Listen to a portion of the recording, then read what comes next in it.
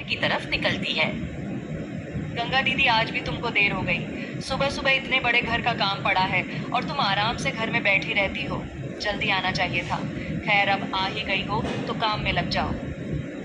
माफ करना बहन, मेरा बेटा रात भर रोता रहा, बुखार के कारण इसलिए देर हो गई। मैं जल्दी जल्दी सब काम कर दूंगी।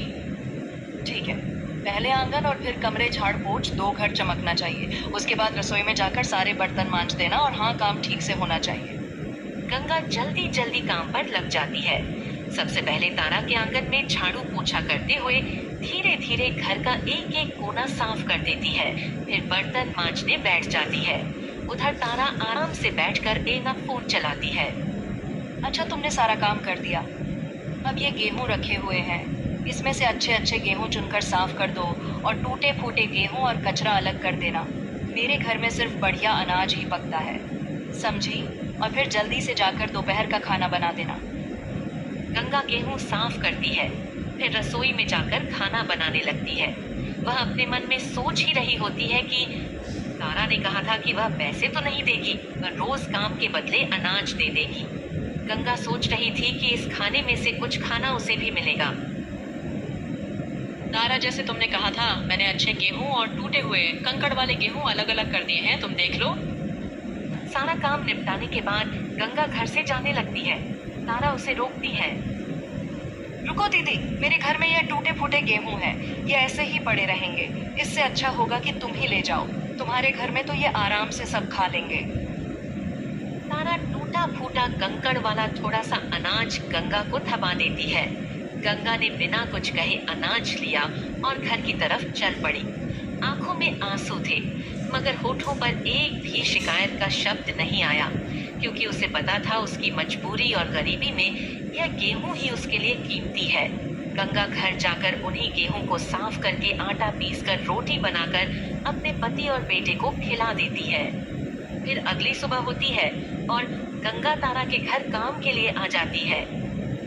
अरे दीदी, आज तो जल्दी आ गई। अच्छा हुआ, सुनो, आज कचौरी खाने का बहुत मन है। तुम जल्दी से झाड़ू पोछा कर लो, बस संगवा दो, और फिर रसोई में जाकर मेरे लिए कचौरी बना देना। लेकिन मसाला अच्छे से पीसना। कचौरी एकदम स्वादिष्ट होनी चाहिए। मेरी पति को मज़ेदार खाना चाहिए।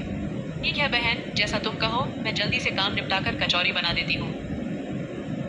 गंगा चुपचाप झाड़ू पोछा करने लगी, फिर बर्तन मांजे और आखिर में बैठकर कचौरी पकाने लगी।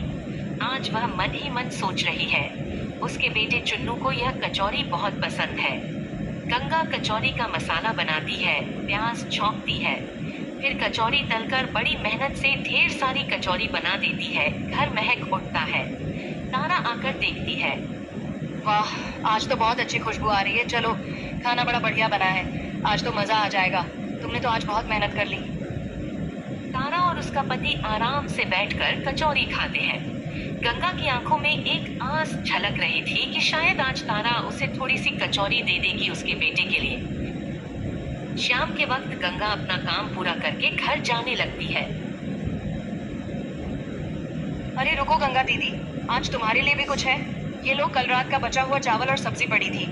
तुम ही अपने घर ले जाकर गर्म करके खा लेना। गंगा ने बिना शिकायत किए हुए बासी चावल और गली हुई सब्जी की थैली उठाई और अपने घर की ओर चल पड़ी।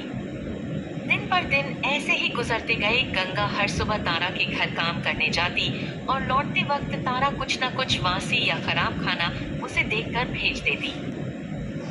कुछ दिन बाद। सुनो गंगा दीदी, कल तुम जल्दी आ जाना। मेरे पति को व्यापार में बहुत